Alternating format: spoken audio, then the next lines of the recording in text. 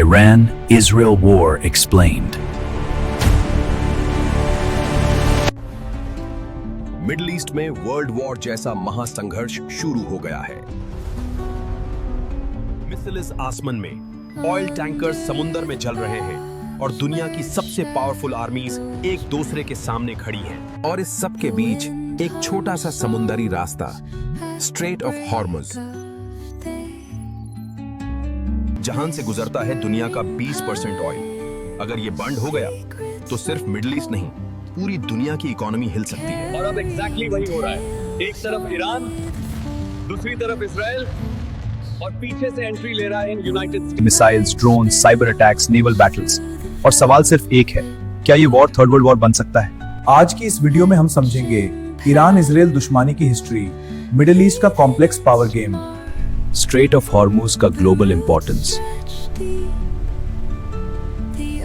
America का role, और सबसे बड़ा सवाल, इंडिया पर इसका क्या इंपैक्ट होगा। तो चाय ले आओ, हेडफोन्स लगा लो, क्योंकि आज की स्टोरी है पावर, पॉलिटिक्स और ग्लोबल वॉर की कहानी। ईरान और इजराइल की दुश्मनी। सबसे पहले एक इंपॉर्टेंट बात समझनी पड़ेगी, ईरान और इजराइल हमेशा से दुश्मन नहीं थे। Actually, in the 1960s and 1970s, Iran and Israel were secret allies. उस वक्त ईरान में रूल था शाह का, लेकिन फिर 1979 में हुआ इस्लामिक रेवोल्यूशन 1979। इस रेवोल्यूशन के बाद ईरान एक इस्लामिक रिपब्लिक बन गया और नए लीडर्स ने डिक्लेयर किया इजराइल एक इलीगल स्टेट है। ईरान ओपनली बोलता है इजराइल को एग्जिस्ट नहीं करना चाहिए। और वहीं से शुरू हुई मिडिल ईस्ट की सबसे dangerous rivalry, Proxy war. Direct war कम हुआ, लेकिन प्रॉक्सी वॉर बहुत हुआ। ईरान ने मिडिल ईस्ट में कई ग्रुप्स को सपोर्ट किया, हेजबोला, हमास। इन ग्रुप्स का मेन टारगेट होता है इजराइल। इसका मतलब क्या? स्कूल में दो लड़के लड़ना नहीं चाहते डायरेक्ट, तो वो दूसरे बच्चों को भेज देते हैं फाइट करने। एग्जैक्टली वही पॉलिटिक्स यहाँ चलती है। इजराइल के इंटेलिजेंस एजेंसीज बोलते हैं ईरान सीक्रेटली वेपन्स और मिसाइल्स भेजता है। ईरान बोलता है हम ऑप्रेस्ड लोगों को सपोर्ट कर रहे हैं। क्या है? मिडिल ईस्ट में सच और प्रोपेगेंडा दोनों साथ चलते हैं। इजराइल का रिस्पॉन्स। इजराइल चुप नहीं बैठा। इजराइल की मिलिट्री डॉक्ट्रिन सिंपल है, थ्रेट को ग्रो होने से पहले डिस्ट्रॉय करो। इसीलिए इजराइल ने सीरिया में ईरान के बेसिस पर कई एयर स्ट्राइक्स किए। और सबसे कंट्रोवर्शियल प्रोग्राम है ईरान का न्यूक्लियर प्रोग्राम। इजराइल का मानना है अगर ईरान न्यूक्लियर वेपन बना लेगा तो मिडिल ईस्ट परमानेंटली अनस्टेबल हो जाएगा। इसी वजह से साइबर अटैक्स, असैसिनेशंस और कोवर्ट ऑपरेशंस का सिलसिला चलता रहा। अमेरिका का एंट्री। अब यहाँ एंट्री होती है एक सुपर पावर की। अमेरिका का रिलेशनशिप इजराइल के साथ बहुत स्ट्रॉन्ग है। मिलिट्री एड, टेक्नोलॉजी, इंटेलिजेंस, सब में सपोर्ट। इसलिए जब ईरान और इजराइल का टेंशन बढ़ता है, ऑटोमेटिकली इन्वॉल्व हो जाता है। और इस वॉर में एक कंट्रोवर्शियल फिगर भी डिस्कशन में है। ट्रंप एडमिनिस्ट्रेशन ने ईरान पर हेवी सैंक्शंस लगाए और न्यूक्लियर डील से भी अमेरिका बाहर निकल गया। उसके बाद ईरान और अग्रेसिव हो गया।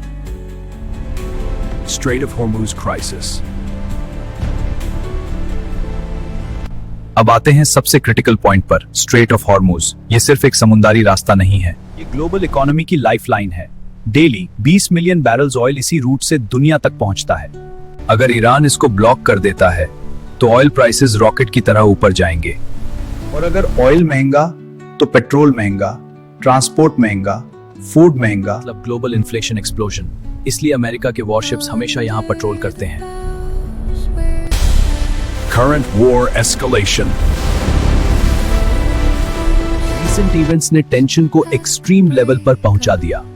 रिपोर्ट्स के मुताबिक ईरान ने हंड्रेड्स बैलिस्टिक मिसाइल्स लॉन्च किए, इजराइल ने रिस्पांस में एयर स्ट्राइक्स और साइबर अटैक्स किए। अमेरिका ने नेवल ऑपरेशन चलाकर ईरान के मल्टीपल शिप्स डिस्ट्रॉय कर दिए। और सबसे डेंजरस डेवलपमेंट, हॉर्मुज के पास माइंस बिछाने की तैयारी। अगर एक भी ऑयल टैंकर ब्लास्ट हो गया तो इंश्योरेंस कंपनीज शिपिंग रोक सकती हैं।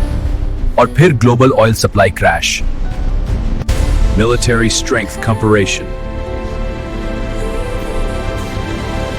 चलो थोड़ा मिलिट्री कंपैरिजन भी कर लेते हैं। Israel advanced fighter jets, Iron Dome missile defense, powerful intelligence network. Iran, huge missile arsenal, drones, regional militia network Israel technology में स्ट्रांग है। ईरान नंबर्स और ज्योग्राफी में स्ट्रांग है और मिडिल ईस्ट का टेरेन भी ईरान को एडवांटेज देता है। Middle East domino effect. सबसे डेंजरस चीज क्या है? Chain reaction. अगर वॉर एस्केलेट हुआ तो इन्वॉल्व हो सकते सऊदी हैं। अरेबिया, लेबनान, सीरिया, इराक और फिर पूरा मिडिल ईस्ट बैटलफील्ड बन सकता एग्जैक्टली वही सिनेरियो जिससे एक्सपर्ट्स डरते हैं। India पर impact. अब सबसे इंपॉर्टेंट सवाल, इंडिया पर क्या इम्पैक्ट? इंडिया ऑयल का मेजर इंपोर्टर है। अगर Hormuz petrol prices sky rocket, shipping cost बढ़ेगी, इन्फ्लेशन बढ़ेगा और इंडियन इकोनॉमी पर प्रेशर आएगा। इसलिए इंडिया जनरली डिप्लोमेसी को सपोर्ट करता है। पीस सबके इंटरेस्ट में है। Possible future scenarios. अब आगे क्या हो सकता है? 3 possibilities. Scenario 1 limited war, missiles और साइबर अटैक्स कंटिन्यू लेकिन फुल वॉर नहीं। Scenario 2, regional war. Multiple Middle East countries involved. Scenario 3 Escalation is imminent. Oil collapse, global recession, major powers involvement. Experts pray कर रहे हैं कि scenario 1 ही हो। Final thoughts. History हमें एक लेसन देती है। वॉर शुरू करना आसान है, खत्म करना मुश्किल। मिडिल ईस्ट का हर कॉन्फ्लिक्ट सिर्फ रीजनल नहीं होता, उसका इम्पैक्ट पूरी दुनिया पर पड़ता है। और आज ईरान इसराइल टेंशन भी उसी डायरेक्शन में जा रहा है। Powerful ending. अगर आपको लगता है कि जियोपॉलिटिक्स सिर्फ लीडर्स का गेम है, तो एक बार पेट्रोल पंप पर प्राइस देख लेना। समझ आ जाएगा मिडिल ईस्ट का वॉर आपकी पॉकेट तक कैसे पहुंचता है। अगर आपको ऐसी डीप डाइव जियोपॉलिटिकल डॉक्यूमेंट्रीज पसंद हैं, तो चैनल को सब्सक्राइब जरूर करना।